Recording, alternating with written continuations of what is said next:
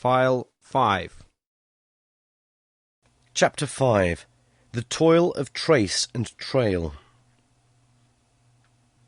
30 days from the time it left Dawson, the saltwater mail, with Buck and his mates at the fore, arrived at Skagway. They were in a wretched state, worn out and worn down. Buck's 140 pounds had dwindled to 115. The rest of his mates, though lighter dogs, had relatively lost more weight than he. Pike, the malingerer, who in his lifetime of deceit had often successfully feigned a hurt leg, was now limping in earnest. Sol-leks was limping, and Dub was suffering from a wrenched shoulder blade. They were all terribly footsore. No spring or rebound was left in them. Their feet fell heavily on the trail, jarring their bodies and doubling the fatigue of a day's travel. There was nothing the matter with them except that they were dead tired. It was not the dead tiredness that comes through brief and excessive effort, from which recovery is a matter of hours, but it was the dead tiredness that comes through the slow and prolonged strength drainage of months of toil. There was no power of recuperation left, no reserve strength to call upon. It had been all used, the last least bit of it. Every muscle, every fibre, every cell was tired, dead tired. And there was reason for it. In less than 5 months they had travelled 2,500 miles, during the last 1,800 of which they had had but 5 days' rest. When they arrived at Skagway, they were apparently on their last legs. They could barely keep the traces taut, and on the downgrades just managed to keep out of the way of the sled. "Mush on, poor sore feets," the driver encouraged them as they tottered down the main streets of Skagway. "This is the last. Then we can have one long rest, For sure. One bully long rest." The drivers confidently expected a long stopover. Themselves, they had covered 1,200 miles with 2 days' rest, and in the nature of reason and common justice they deserved an interval of loafing. But so many were the men who had rushed into the Klondike, and so many were the sweethearts, wives, and kin that had not rushed in, that the congested mail was taking on Alpine proportions. Also, there were official orders. Fresh batches of Hudson Bay dogs were to take the places of those worthless for the trail. The worthless ones were to be got rid of, and since dogs count for little against dollars, they were to be sold. 3 days passed, by which time Buck and his mates found how really tired and weak they were. Then, on the morning of the 4th day, 2 men from the States came along and bought them, harness and all, for a song. The men addressed each other as Hal and Charles. Charles was a middle-aged, lightish-coloured man, with weak and watery eyes and a moustache that twisted fiercely and vigorously up, giving the lie to the limply drooping lip it concealed. Hal was a youngster of 19 or 20, with a big Colt revolver and a hunting knife strapped about him on a belt that fairly bristled with cartridges. This belt was the most salient thing about him. It advertised his callowness, a callowness sheer and unutterable. Both men were manifestly out of place, and why such as they should adventure the north is part of the mystery of things that passes understanding.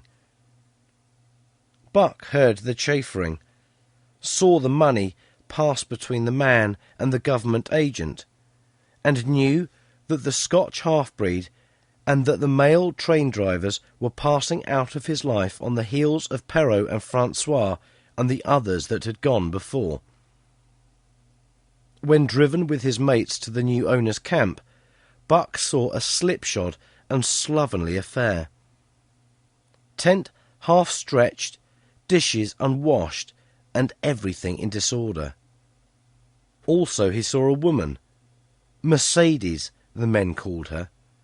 She was Charles's wife and Hal's sister. A nice family party. Buck watched them apprehensively as they proceeded to take down the tent and load the sled. There was a great deal of effort about their manner, but no businesslike method. The tent was rolled into an awkward bundle 3 times as large as it should have been. The tin dishes were packed away unwashed. Mercedes continually fluttered in the way of her men, and kept up an unbroken chattering of remonstrance and advice. When they put a clothes sack on the front of the sled, she suggested it should go on the back, and when they had put it on the back and covered it over with a couple of other bundles, she discovered overlooked articles which could abide nowhere else but in that very sack, and they unloaded again. 3 men from a neighbouring tent came out and looked on, grinning and winking at one another. "You've got a right smart load as it is," said one of them, "and it's not me should tell you your business, but I wouldn't tote that tent along if I were you." "Undreamed of!" cried Mercedes, throwing up her hands in dainty dismay. "However in the world could I manage without a tent?" "It's springtime, and you won't get any more cold weather," the man replied. She shook her head decidedly, and Charles and Hal put the last odds and ends on top of the mountainous load. "Think it'll ride?" one of the men asked. "Why shouldn't it?" Charles demanded rather shortly. "Oh, that's all right, the man hastened meekly to say. "I was just a-wondering, that's all. It seems a mite top-heavy." Charles turned his back and drew the lashings down as well he could, which was not in the least well. "And of course the dogs can hark along all day with that contraption behind them," affirmed a second of the men. "Certainly," said Hal, with freezing politeness, taking hold of the gee-pole with one hand and swinging his whip from the other. "Mush!" he cried. "Mush on there!" The dogs sprang against the breastbands, strained hard for a few moments, then relaxed. They were unable to move the sled. "The lazy brutes! I'll show them!" he cried, preparing to lash out at them with the whip. But Mercedes interfered, crying, "Oh, Hal, you mustn't!" as she caught hold of the whip and wrenched it from him. "The poor dears! Now you must promise you won't be harsh with them for the rest of the trip, or I won't go a step." "Precious lot you know about dogs," her brother sneered, "and I wish you'd leave me alone. They're lazy, I tell you, and you got to whip 'em to get anything out of them. That's their way. You ask anyone. Ask one of those men." Mercedes looked at them imploringly, untold repugnance at sight of pain written in her pretty face. "They're weak as water, if you want to know," came the reply from one of the men. "Plumb tuckered out. That's what's the matter. They need a rest." "Rest be blanked," said Hal with his beardless lips, and Mercedes said, "Oh," in pain and sorrow at the oath. But she was a clannish creature, and rushed at once to the defence of her brother. "Never mind that man," she said pointedly. "You're driving our dogs, and you do what you think's best with them." Again Hal's whip fell upon the dogs.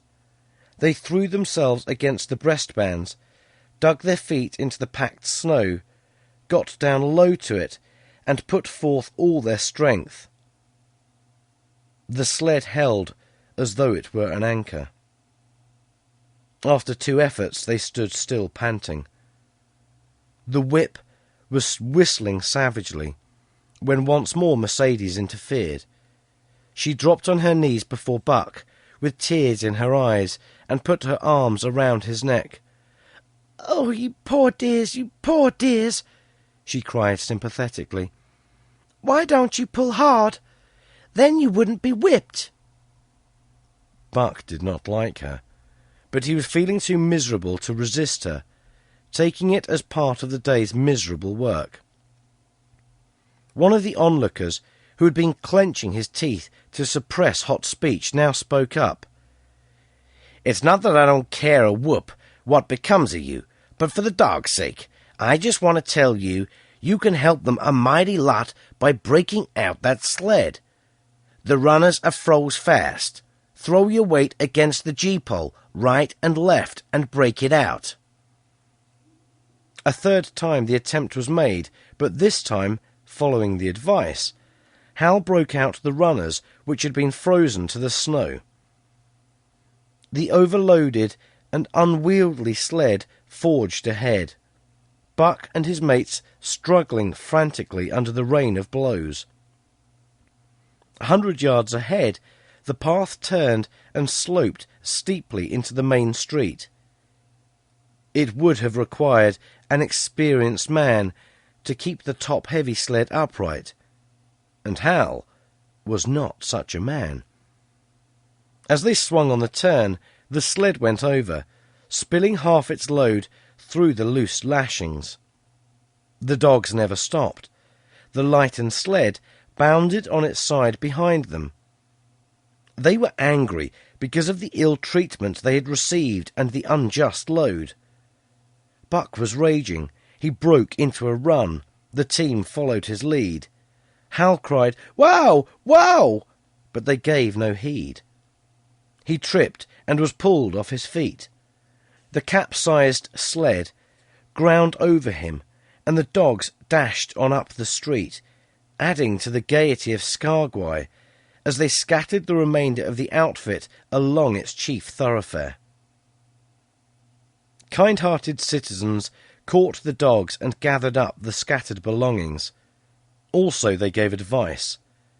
Half the load and twice the dogs, if they ever expected to reach Dawson, was what was said.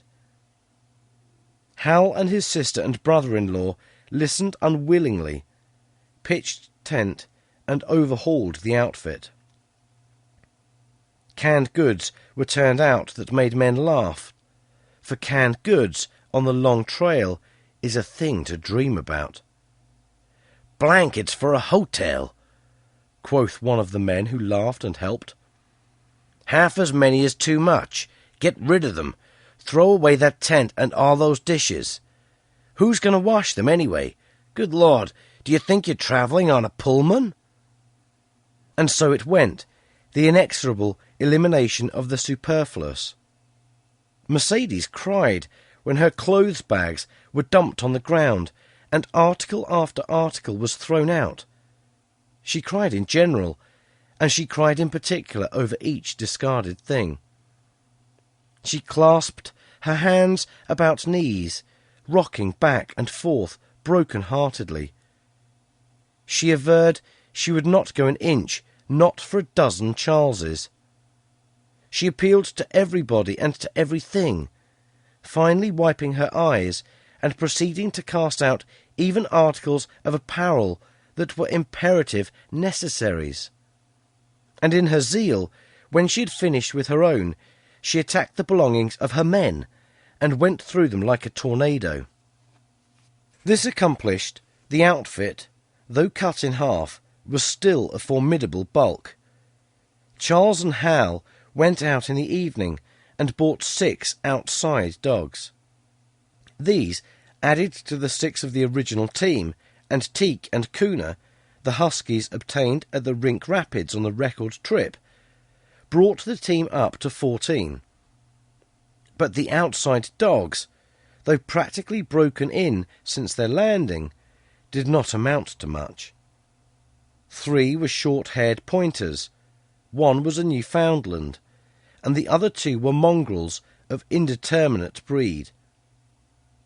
They did not seem to know anything, these newcomers. Buck and his comrades looked upon them with disgust, and though he speedily taught them their places and what not to do, he could not teach them what to do. They did not take kindly to trace and trail. With the exception of the two mongrels, they were bewildered and spirit-broken by the strange, savage environment in which they found themselves, and by the ill treatment they had received. The two mongrels were without spirit at all. Bones were the only things breakable about them. With the newcomers hopeless and forlorn, and the old team worn out by 2,500 miles of continuous trail, the outlook was anything but bright. The two men, however, were quite cheerful, and they were proud too. They were doing the thing in style, with 14 dogs. They had seen other sleds depart over the pass for Dawson, or come in from Dawson, but never had they seen a sled with so many as 14 dogs. In the nature of Arctic travel, there was a reason why 14 dogs should not drag one sled, and that was that one sled could not carry the food for 14 dogs. But Charles and Hal did not know this. They had worked the trip out with a pencil, so much to a dog, so many dogs, so many days. QED, Mercedes looked over their shoulders and nodded comprehensively. It was also very simple. Late next morning, Buck led the long team up the street. There was nothing lively about it, no snap or go in him and his fellows. They were starting dead weary. 4 times he had covered the distance between Salt Water and Dawson, and the knowledge that, jaded and tired, he was facing the same trail once more made him bitter. His heart was not in the work, nor was the heart of any dog.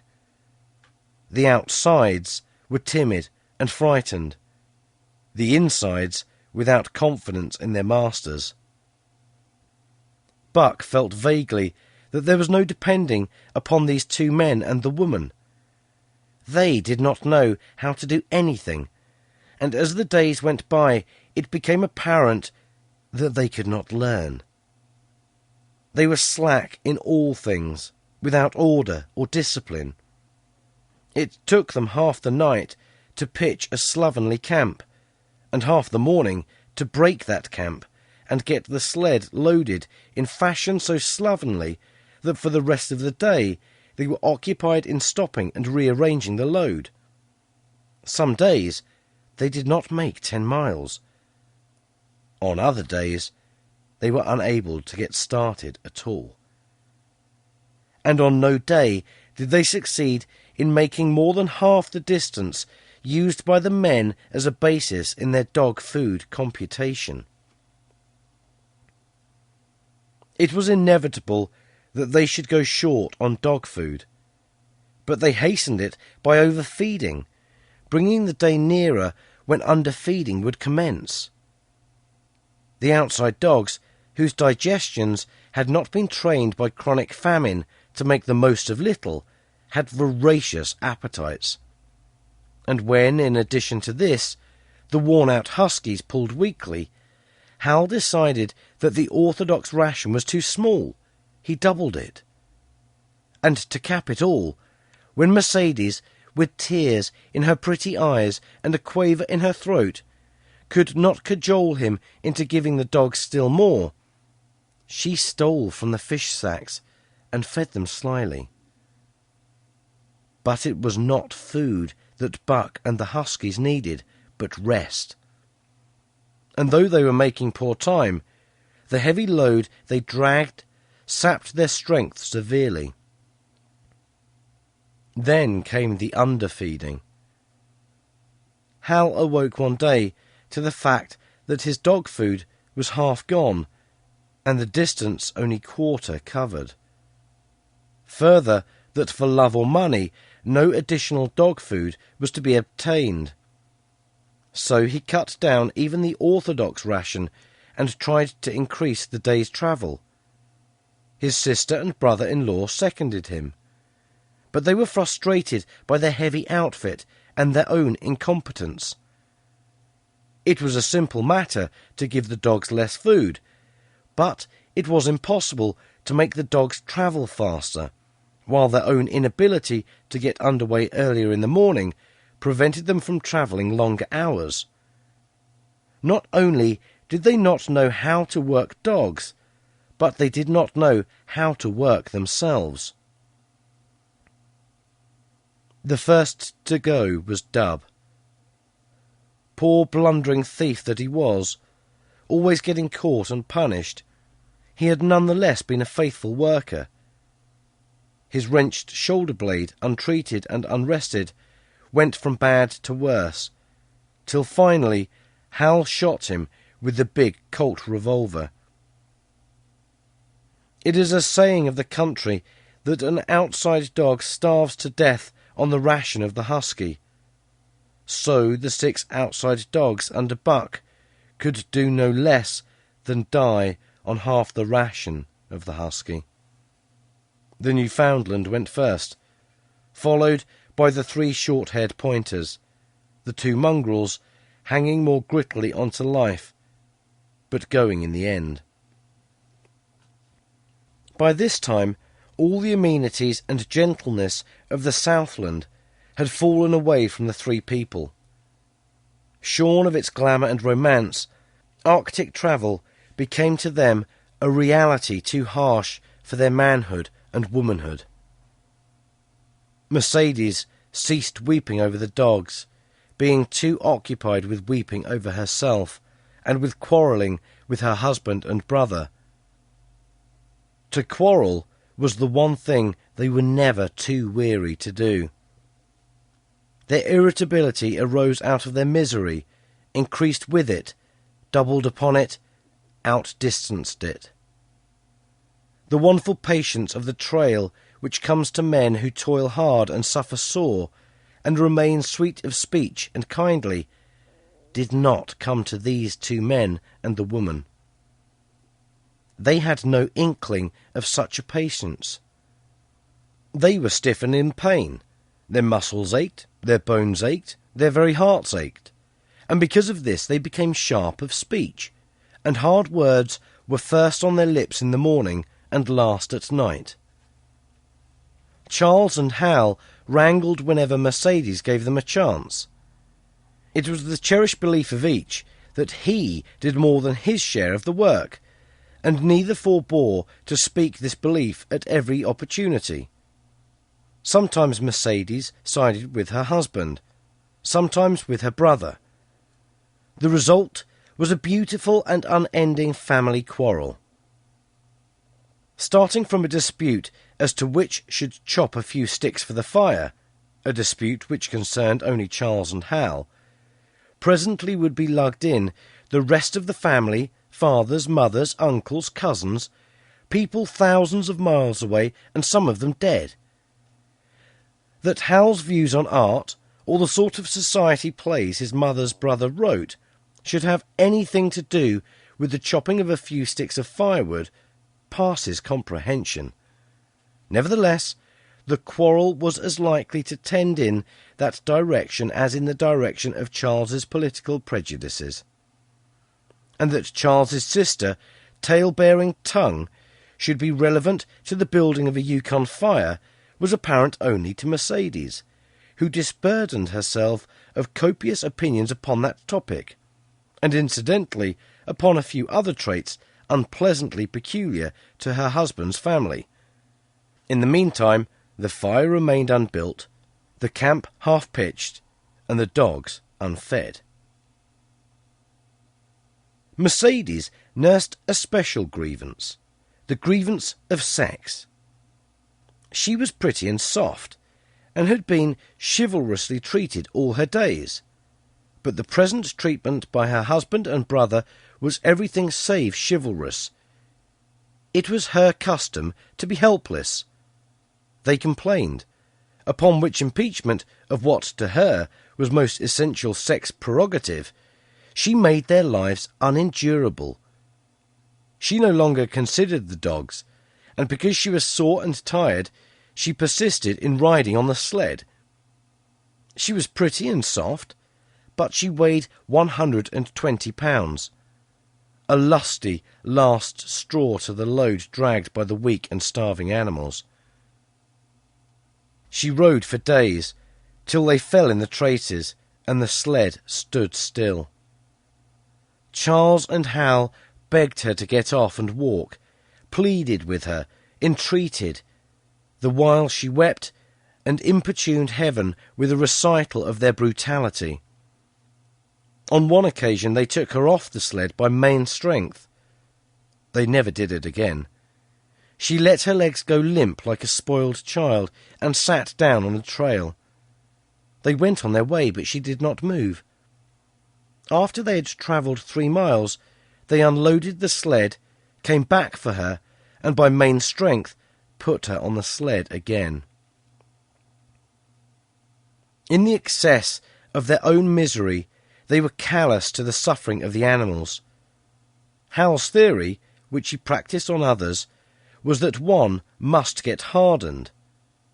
He had started out preaching it to his sister and brother-in-law. Failing there, he hammered it into the dogs with a club. At 5 fingers, the dog food gave out, and a toothless old squaw offered to trade them a few pounds of frozen horsehide for the Colt revolver that kept the big hunting knife company at Hal's hip.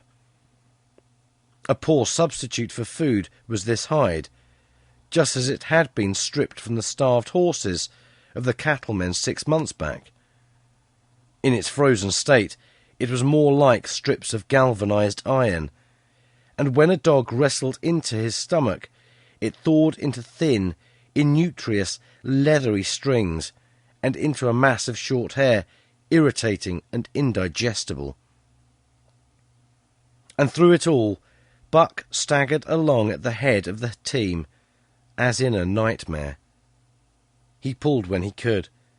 When he could no longer pull, he fell down and remained down, till blows from whip or club drove him to his feet again. All the stiffness and gloss had gone out of his beautiful furry coat. The hair hung down, limp and draggled or matted with dried blood where Hal's club had bruised him. His muscles had wasted away to knotty strings, and the flesh pads had disappeared, so that each rib and every bone in his frame were outlined cleanly through the loose hide that was wrinkled in folds of emptiness. It was heartbreaking. Only Buck's heart was unbreakable. The man in the red sweater had proved that. As it was with Buck, so was it with his mates. They were perambulating skeletons. There were 7 altogether, including him.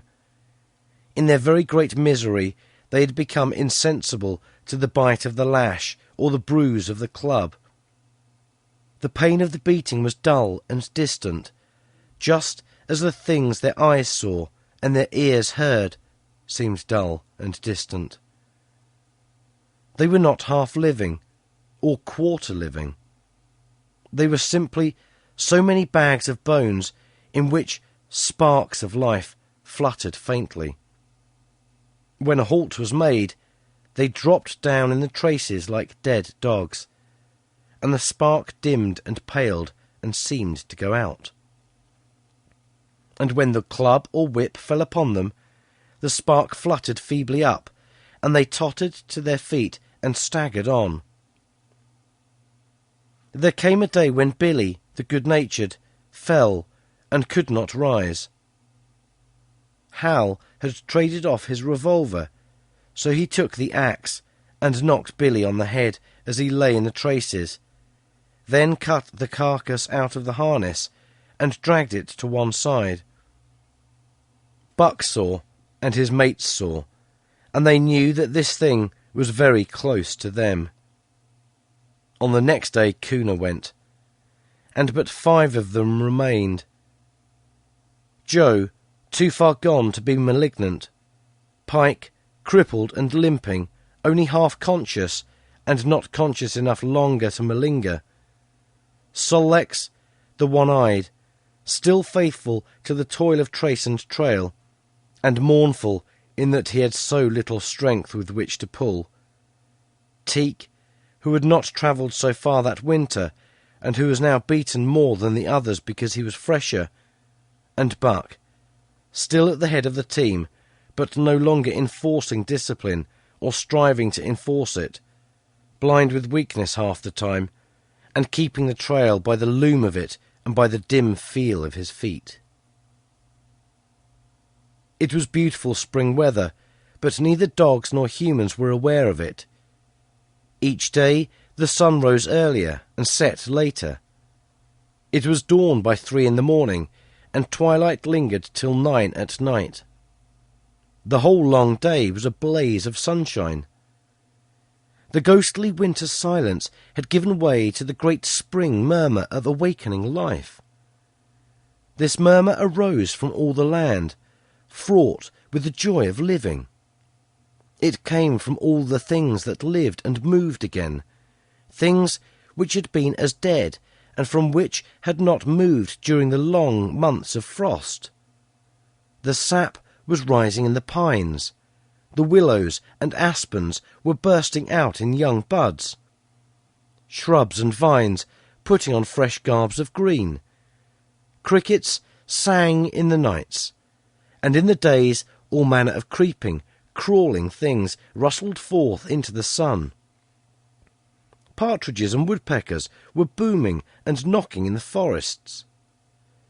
Squirrels were chattering, birds singing, and overhead honked the wildfowl, driving up from the south in cunning wedges that split the air. From every hill slope came the trickle of running water, the music of unseen fountains. All things were thawing, bending, snapping. The Yukon was straining to break loose the ice that bound it down. It ate away from beneath, and sun ate from above. Air-holes formed, fissures sprang and spread apart, while thin sections of ice fell through bodily into the river. And amid all this bursting, rending, throbbing of awakening life, under the blazing sun, and through the soft sighing breezes, like wayfarers to death, staggered the 2 men, the woman and the huskies. With the dogs failing, Mercedes weeping and riding, Hal swearing innocuously, and Charles's eyes wistfully watering, they staggered into John Thornton's camp at the mouth of the White River. When they halted, the dogs dropped down as though they had all been struck dead. Mercedes dried her eyes and looked at John Thornton. Charles sat down on a log to rest. He sat down very slowly and painstakingly, what of his great stiffness. Hal did the talking. John Thornton was whittling the last touches on an axe handle he had made from a stick of birch. He whittled and listened, gave monosyllabic replies, and when it was asked, terse advice. He knew the breed, and he gave his advice in the certainty that it would not be followed. They told us up above that the bottom was dropping out of the trail, and that the best thing for us to do was to lay over, Hal said in response to Thornton's warning to take no more chances on the rotten ice. They told us we couldn't make White River, and here we are. The last was a sneering ring of triumph in it. And they told you true, John Thornton answered. The bottom's likely to drop out at any moment. Only fools, with the blind luck of fools, could have made it. I'll tell you straight, I wouldn't risk my carcass on that ice for all the gold in Alaska. That's because you're not a fool, I suppose, said Hal. All the same, we'll go on to Dawson. he uncoiled his whip. "Get up there, Buck! Hi, get up there! Mush on!" Thornton went on whittling. It was idle, he knew, to get between a fool and his folly. While 2 or 3 fools, more or less, would not alter the scheme of things. But the team did not get up at the command. It had long since passed into the stage where blows were required to rouse it. The whip flashed out here and there, on its merciless errands. John Thornton compressed his lips. Sol-leks was the first to crawl to his feet. Teek followed. Joe came next, yelping with pain. Pike made painful efforts. Twice he fell over when half up, and on the 3rd attempt managed to rise. Buck made no effort. He lay quietly where he had fallen. The lash bit into him again and again, but he neither whined nor struggled. Several times Thornton started, as though to speak, but changed his mind. A moisture came into his eyes, and as the whipping continued, he arose and walked irresolutely up and down. This was the first time Buck had failed, in itself a sufficient reason to drive Hal into a rage. He exchanged the whip for the customary club. Buck refused to move under the rain of heavier blows which now fell upon him.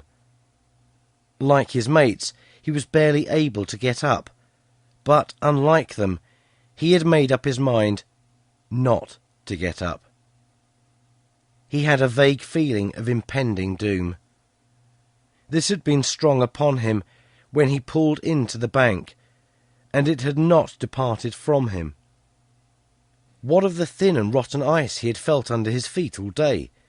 It seemed that he sensed disaster close at hand, out there ahead on the ice, where his master was trying to drive him. He refused to stir. So greatly had he suffered, and so far gone was he, that the blows did not hurt much. And as they continued to fall upon him, the spark of life within flickered and went down, and it was nearly out. He felt strangely numb, as though from a great distance he was aware that he was being beaten. The last sensations of pain left him. He no longer felt anything, though very faintly he could hear the impact of the club upon his body, but it was no longer his body. It seemed so far away.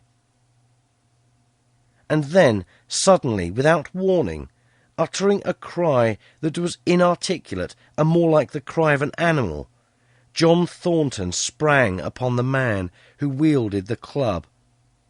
Hal was hurled backward, as though struck by a falling tree. Mercedes screamed. Charles looked on wistfully, wiping his watery eyes, but did not get up because of his stiffness. John Thornton stood over Buck, struggling to control himself, too convulsed with rage to speak. "If you strike that dog again, I'll kill you," he at last managed to say in a choking voice. "It's my dog," Hal replied, wiping the blood from his mouth as he came back. "Get out of my way, or I'll fix you. I'm going to Dawson." Thornton stood between him and Buck, and evinced no intention of getting out of the way. Hal drew his long hunting knife. Mercedes screamed, cried, laughed, and manifested the chaotic abandonment of hysteria. Thornton rapped Hal's knuckles with the axe handle, knocking the knife to the ground. He rapped his knuckles again as he tried to pick it up. Then he stooped, picked it up himself, and with 2 strokes cut Buck's traces. Hal had no fight left in him. Besides, his hands were full with his sister, or his arms rather, while Buck was too near dead to be of further use in hauling the sled. A few minutes later they pulled out from the bank and down the river. Buck heard them go, and raised his head to see. Pike was leading. Sol-leks was at the wheel, and between were Joe and Teak. They were limping and staggering. Mercedes was riding the loaded sled. Hal guided at the gee-pole, and Charles stumbled along in the rear. As Buck watched them, Thornton knelt beside him and with rough, kindly hands searched for broken bones. By the time his search had disclosed nothing more than many bruises and a state of terrible starvation, the sled was a quarter of a mile away. Dog and man watched it crawling along over the ice. Suddenly, they saw its back end drop down as into a rut, and the gee-pole, with Hal clinging to it, jerk into the air. Mercedes's scream came to their ears. They saw Charles turn and make one step to run back, and then a whole section of ice give way, and dogs and humans disappear. A yawning hole was all that was to be seen. The bottom had dropped out of the trail. John Thornton and